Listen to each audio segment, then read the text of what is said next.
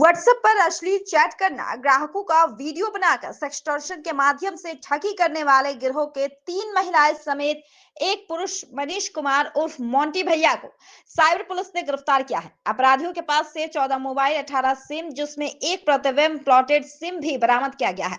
अपराधियों की गिरफ्तारी बैंक मोड़ थाना क्षेत्र से हुई है। प्रेस कॉन्फ्रेंस में जानकारी देते हुए साइबर डीएसपी संजीव कुमार ने बताया कि एसएसपी के निर्देशानुसार गुप्त सूचना के आधार पर बैंक मोड़ राजेंद्र मार्केट स्थित एक मकान में छापेमारी की गई, जहां से सरगना के मास्टरमाइंड मनीष समेत 3 महिलाओं को साइबर ठगी करते हुए रंगे हाथों पकड़ा गया। पूछताछ में सामने आया कि सरगना द्वारा कॉल सेंटर चलाया जा रहा था, जिसमें लोगों को अश्लील चैट तथा सेक्स वीडियो बनाकर ग्राहकों का भयादोहन कर ठगी करते थे। पूछताछ में यह भी सामने आया कि इस काम में कई लड़कियों को जोड़ा गया था। गिरफ्तार मनीष अपनी दूसरी पत्नी को इस फ्रॉड के काम में शामिल कर रखा था, जो कि सिम उपलब्ध कराना, पैसे बांटने का काम, हिसाब किताब रखना और ठगी के काम में लड़कियों को जोड़ने का काम करती थी। हालांकि आरोपी की पत्नी फिलहाल साइबर पुलिस की गिरफ्त से बाहर है। इस काम में लगी लड़कियों का दिन भर के काम में 50% की राशि दी जाती थी, जबकि 50% की राशि मोंटी भैया रखता था। गिरफ्तार मोंटी धनबाद के पुराना बाजार दरी मोहल्ले का रहने वाला है। डीएसपी ने बताया कि पोर्टल पर दर्ज प्लॉटेड नंबर से पंजाब के रहने वाले एक व्यक्ति से 40,000 की ठगी की गई थी। साइबर अपराधियों के विरुद्ध छापामारी के क्रम में जो है कल छापामारी की गई साइबर अपराध की रोकथाम हेतु, जिसमें गुप्त सूचना के आधार पर बैंक मोड़ थाना क्षेत्र अंतर्गत श्री राम प्लाजा के पास राजेंद्र मार्केट है। राजेंद्र मार्केट के एक मकान में कॉल सेंटर चलने की सूचना थी, जिसमें छापामारी की गई गुप्त सूचना के आधार पे। तो उसमें कुछ साइबर अपराधी पकड़े गए।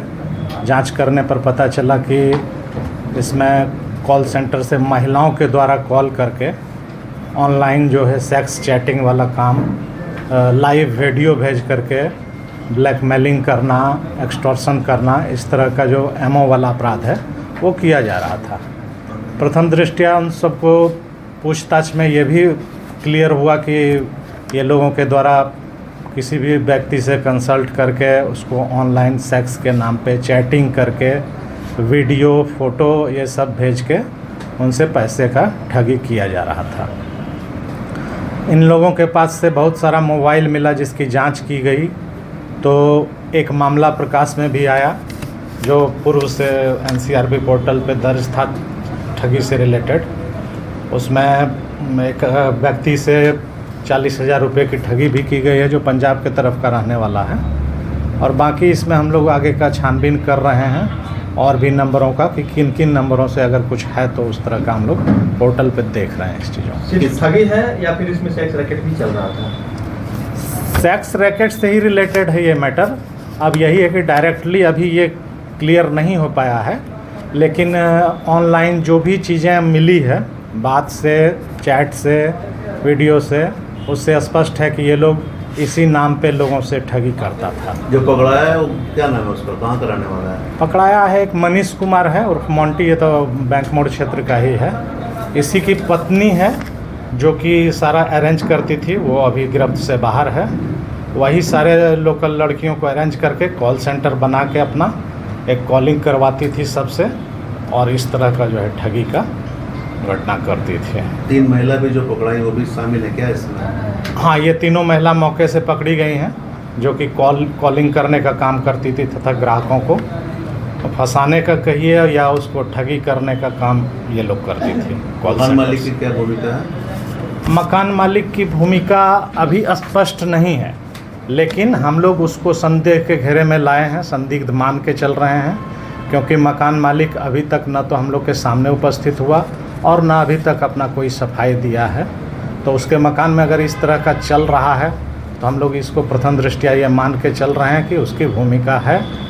आगे हम लोग इसकी जांच करेंगे। पहले जो भितिया में जो लोग पकड़ाए थे उनसे इनका कोई इंटर कनेक्शन है क्या? कनेक्शन है या नहीं है ये अभी हम नहीं बता सकते हैं, लेकिन मामला उसी टाइप का है। जैसे उन लोगों का कहना था कि हम लोग लड़की को भेजते हैं ऑनलाइन, अगर किसी से बात हुई, सेटिंग हुई तो हम लोग भेजते हैं। इन लोगों का भी यही कहना है कि हम लोग भी ग्राहक से संपर्क करते हैं और उसको इसी तरह का प्रलोभन देकर उससे ठगी की करते हैं। तो दोनों एमओ मिलता जुलता है। तो इस पे भी हम लोग देखेंगे, आगे जांच करेंगे। क्या क्या बरामद हुए हैं? बरामदगी है, इसमें मोबाइल है और सिम कार्ड है। कितने मोबाइल मिले हैं? 14 मोबाइल है और 18 सिम कार्ड है। ये क्या अलग अलग नाम पर सबके थे? हाँ, अलग अलग नाम पे है, किसी के नाम पे, दूसरे तीसरे के नाम पे है, इन लोगों के नाम पे नहीं है। तो सिम कार्ड कैसे अलॉट हुआ, ऐसा कुछ जांच में है? किसके नाम पर अलॉट हुआ? हम लोग अभी SDR लिए हैं, तो अभी ये क्लियर हुआ है कि दूसरे के नाम पे है, जिसका इस्तेमाल इन लोगों के द्वारा किया जा रहा है। अब इसका हम लोग देखेंगे कैफ निकालने के बाद कि कौन कौन सा डॉक्यूमेंट, फर्जी डॉक्यूमेंट या कहिए फॉर्ज डॉक्यूमेंट दिया गया है, इसका छानबीन करेंगे तो आगे क्लियर होगा। कब से वो कॉल सेंटर वहाँ चल रहा था, ये कुछ मामला संज्ञान में आया? इसका एक पहले दूसरे जगह कॉल सेंटर चल रहा था, जिसको वहाँ शिफ्ट किया गया था, अभी हाल फिलहाल में ही किया गया था इसको। कुछ लोगों को शिकार बनाया गया होगा, सब जांच में आया? बाकी दूसरे ऐसे लोग इसका कुछ है, एविडेंस है मोबाइल में कुछ एविडेंस है बातचीत करने का, चैट करने का, वो सब जांच की प्रक्रिया में आएगा सर।